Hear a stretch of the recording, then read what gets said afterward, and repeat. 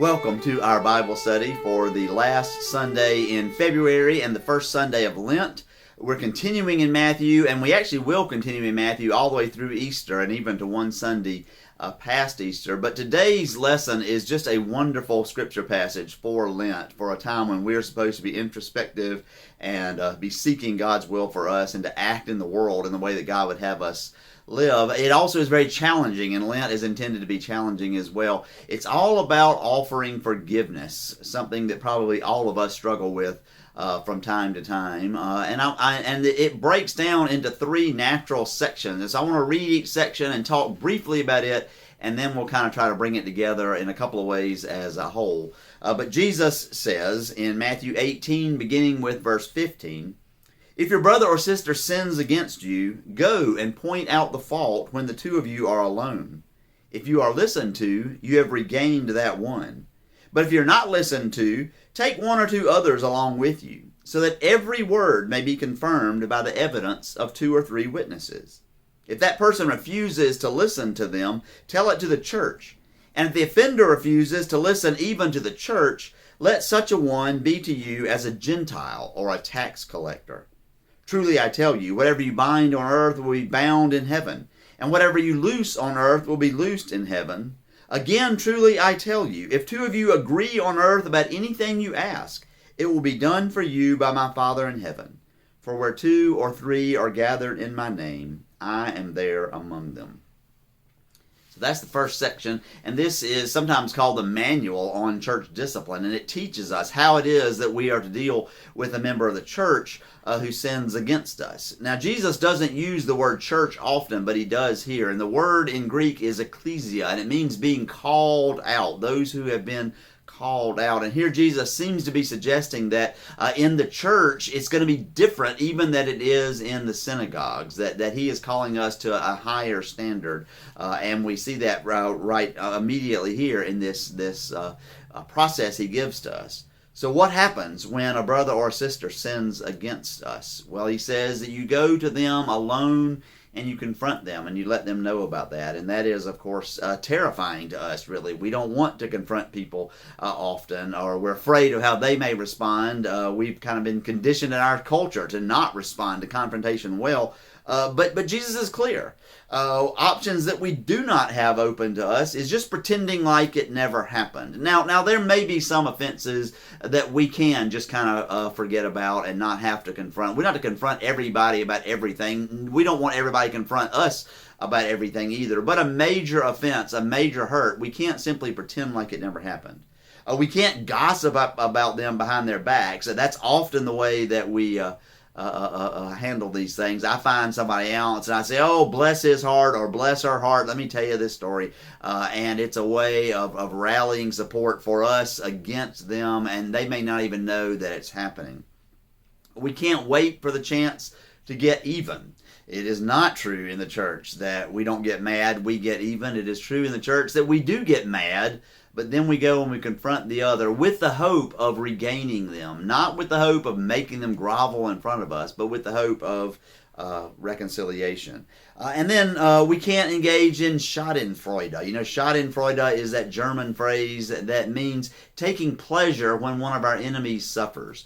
We see that so often in the political realm when some person in politics on the other side of the aisle slips or whatever, everybody jumps all over them and enjoys seeing them suffer in ways they wouldn't enjoy if it was happening to themselves. We can't do that.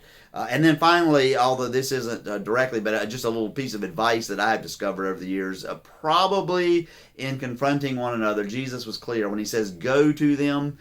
Emailing, texting, writing them a letter, that kind of thing is probably not the way to go. It is so hard to convey what we really think in a written form, and it is almost always misread. And sooner or later, you're going to have to be face-to-face. You may as well start it out face-to-face, or at the very least with a phone call rather than in written form, because written form just doesn't work with high energy or high emotion kind of things.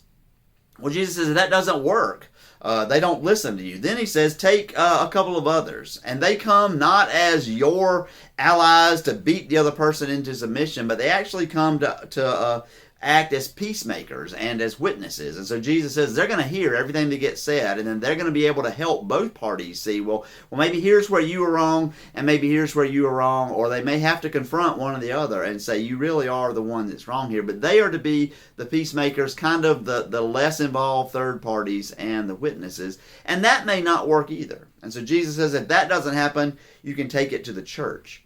Now, I love it that the Cumberland Presbyterian Church actually has a procedure based on this for church discipline. And if someone has done these first two steps, they can then take either a staff member, a pastor, or another church member or someone else to the session, if it is the case of another church member, or to the committee of ministry or whoever in the presbytery.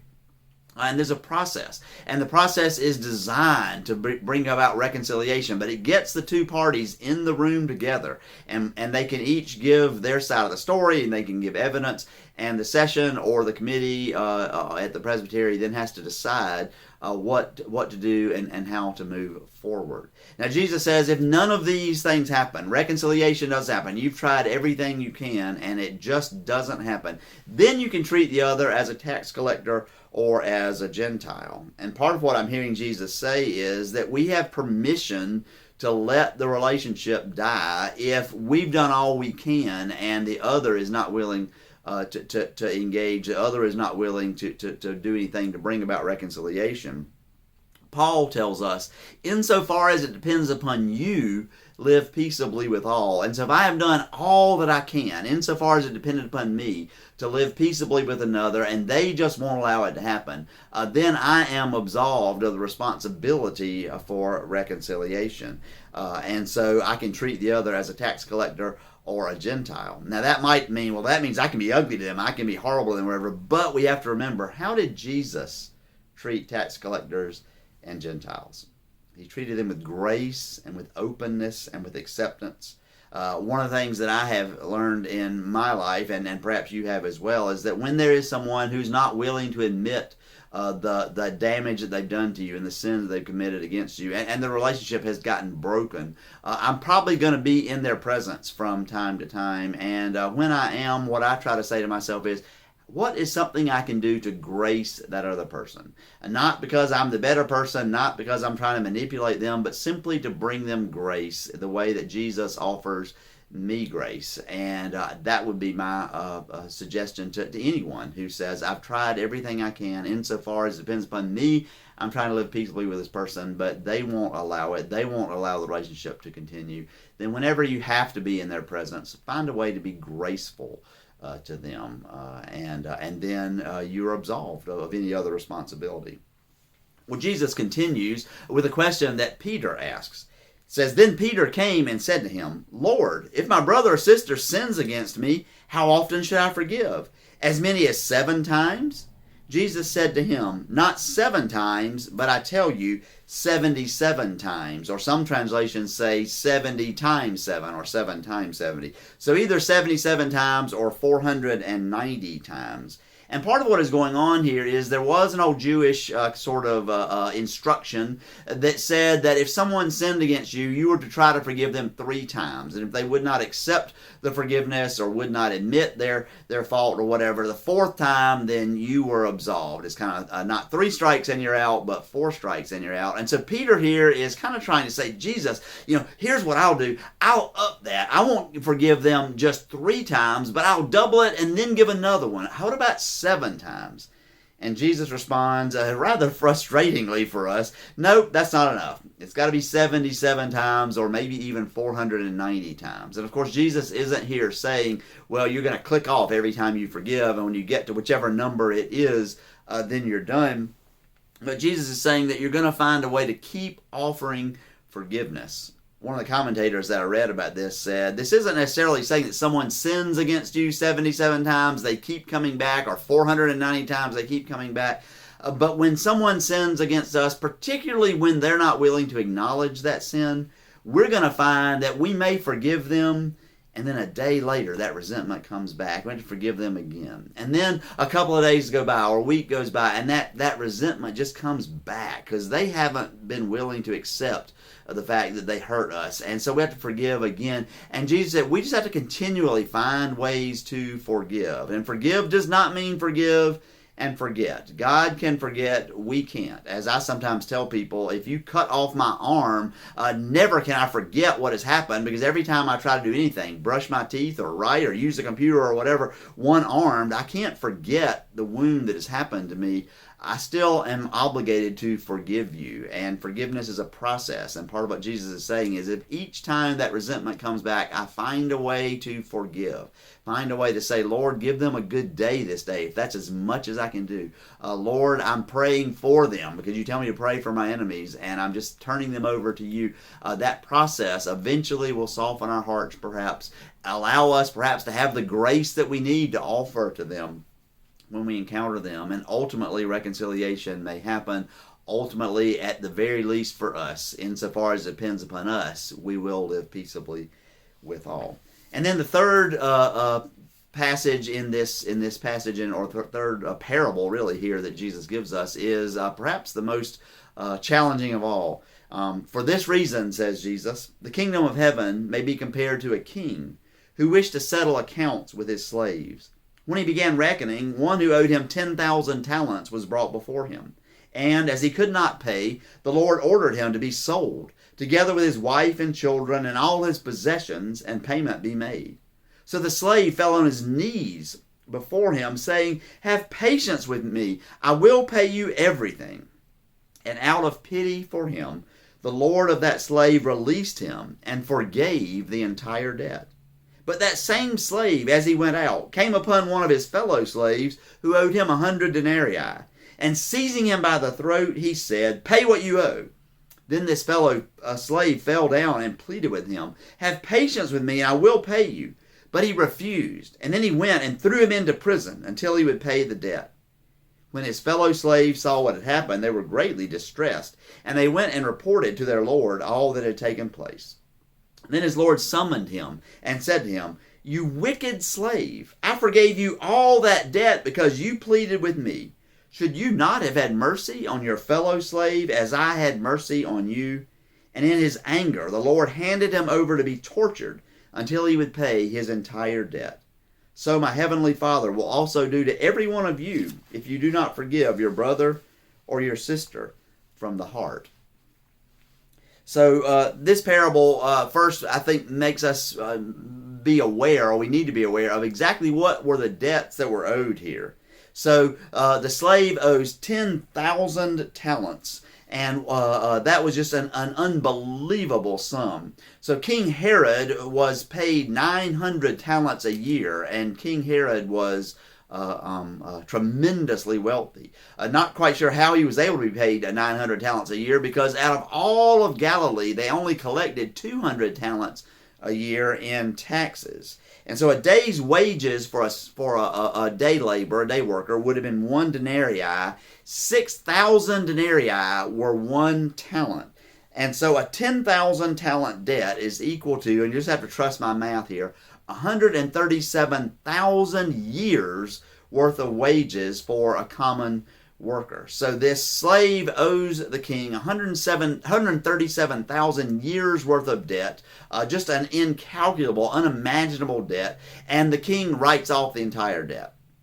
The guy goes out and you see a guy who owes him 100 denarii. So 100 denarii is less than a third of a year's wages, and yet he grabs the guy by the throat, says, "You have to pay me what you owe me." He has him thrown into prison, forgetting that he had just had a debt of 137,000 years written off by the king. And the king discovers it.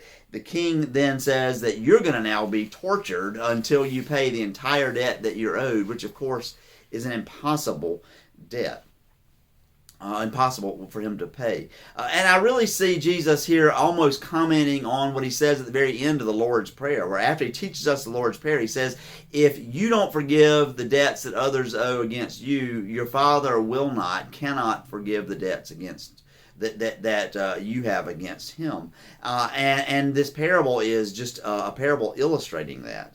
Now we might say, well, God could forgive. Is God saying that I have to earn somehow my forgiveness and I have to prove my forgiveness by forgiving others when that is so hard for me to do? And I really like the way that I believe as N.T. Wright says that is not that saying that God won't forgive or God refuses to forgive, but until we can accept the forgiveness that God offers to us, there's no way that and when we do that by giving forgiveness to others, there's no way that we can receive God's forgiveness. And what he said was, it's kind of like our lungs. If I breathe in, there's now no room in there for anything else. And so until I breathe out, until I release the debt that someone has for me, release the resentment that I have towards others, forgive them, whatever it is, there's no way I can accept the cool, refreshing forgiveness that God wants to give to me. And so I have to release the other so that I can accept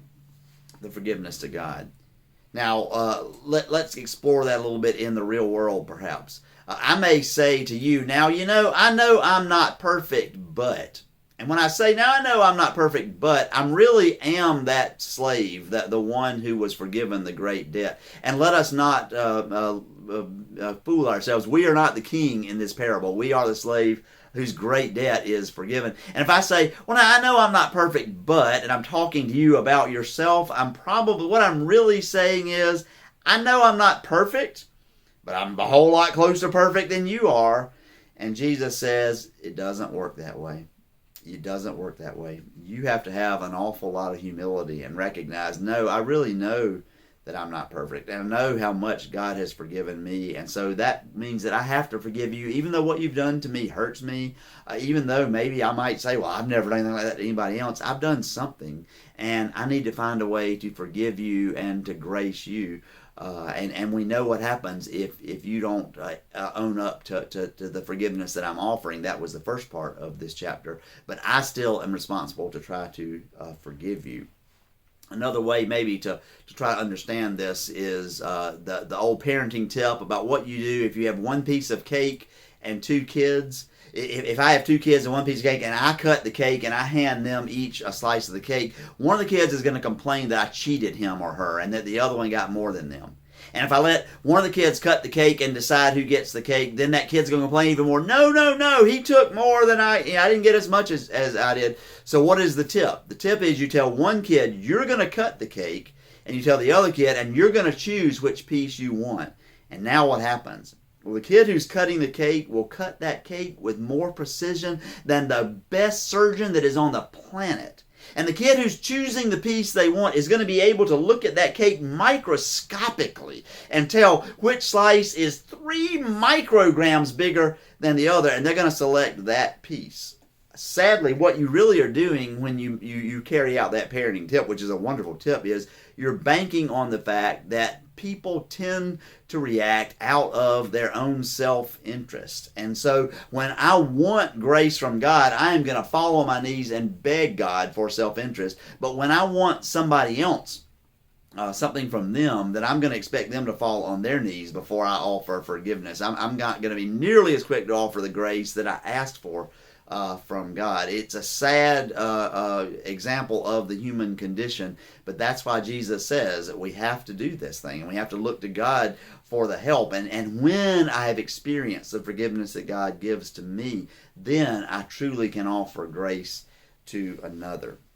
Well, I think even though this passage doesn't talk about how we ask for forgiveness directly, even though it does a little bit in that last parable, I think maybe if we think a little bit about how I am to ask for forgiveness, that might help me with the humility I need to also offer forgiveness to others. And so I want to share with you the most powerful thing I've ever seen on how to ask for forgiveness. And it comes from Randy Pausch, who was a professor at Carnegie Mellon, and he did a thing called the last lecture, and he offered this lecture, and it was shortly before his death.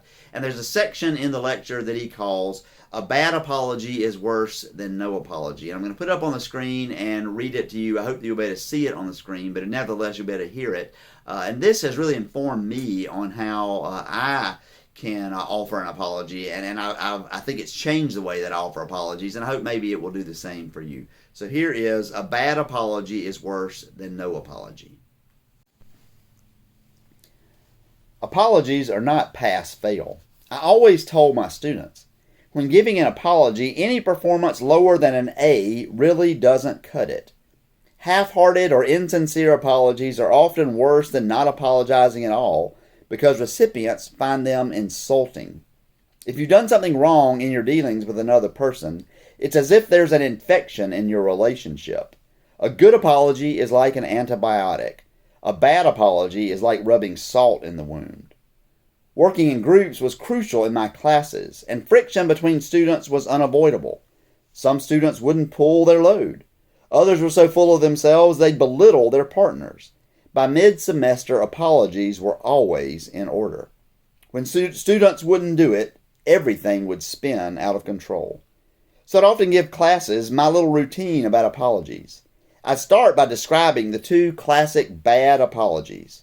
1. I'm sorry you feel hurt by what I've done. This is an attempt at an emotional salve, but it's obvious you don't want to put any medicine in the wound. 2.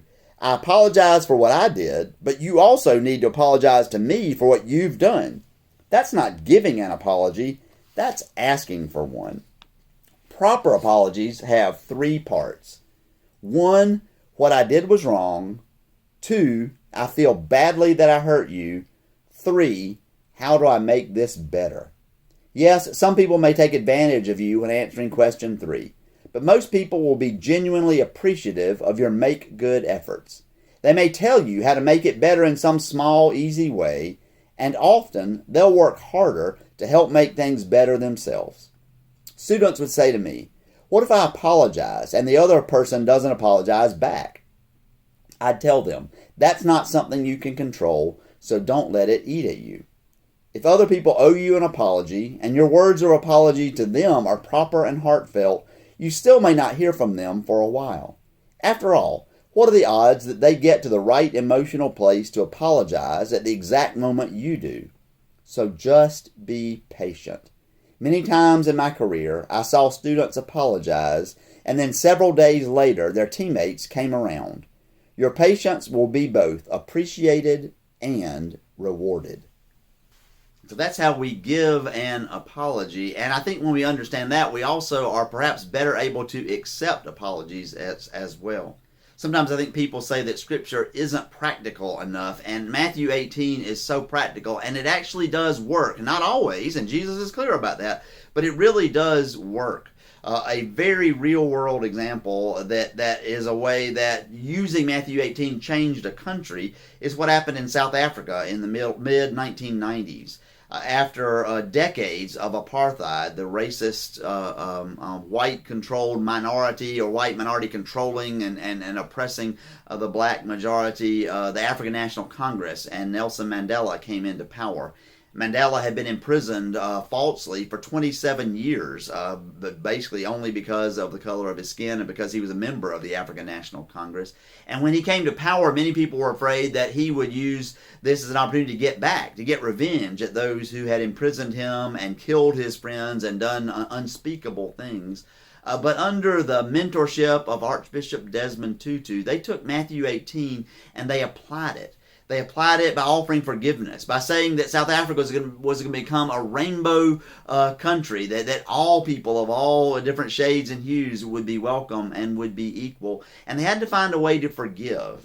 When the ruling white majority was about to give up power, they rewrote the Constitution. And as a part of the new Constitution, they said that amnesty would be offered to those who had committed crimes during the apartheid, and that was hard for the black majority to accept, but they did accept it with the proviso that they would have a Truth and Reconciliation Commission. And what that was a long series of carefully scripted meetings where people were able to come in and be able to share the things that had happened to them, and the people who had committed the atrocities also had to admit what they had done, and it was all above board, and it was all transparent, and it was a way of kind of clearing the air, very much like what Jesus says at the beginning of this passage, where the ones who were wronged came to the ones who had done wrong to them and confronted them about it.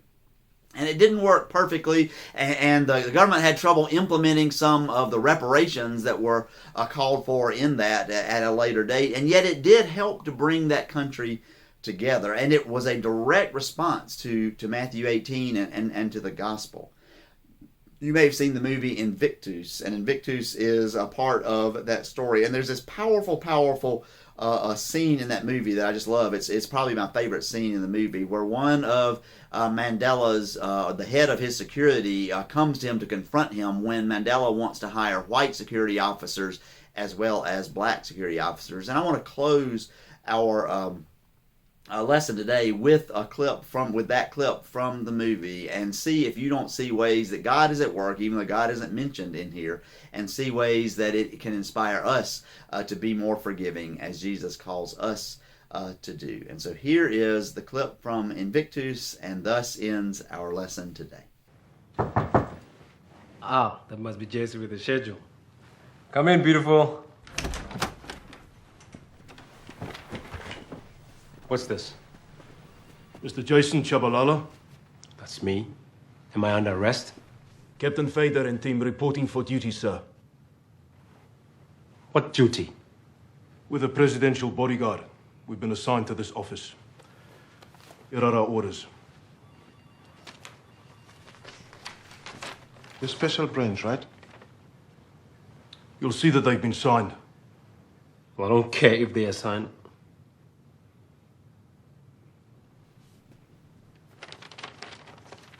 Just wait here.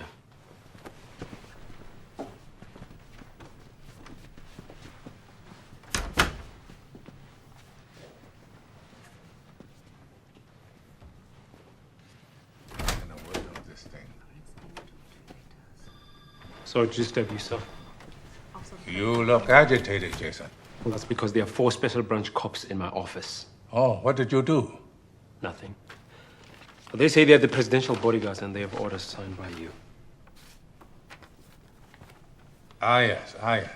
Well, these men are special trained by SAS. They have lots of experience.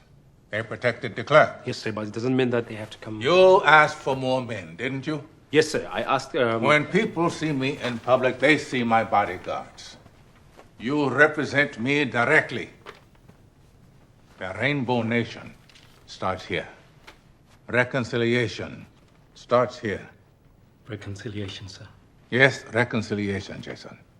Comrade President, not long ago, these guys tried to kill us. Maybe even these 4 guys in my office tried and often succeeded. Yes, I know. Forgiveness starts here, too. Forgiveness liberates the soul. It removes fear. That is why it is such a powerful weapon. Please, Jason. Try. Sorry to disturb you, sir.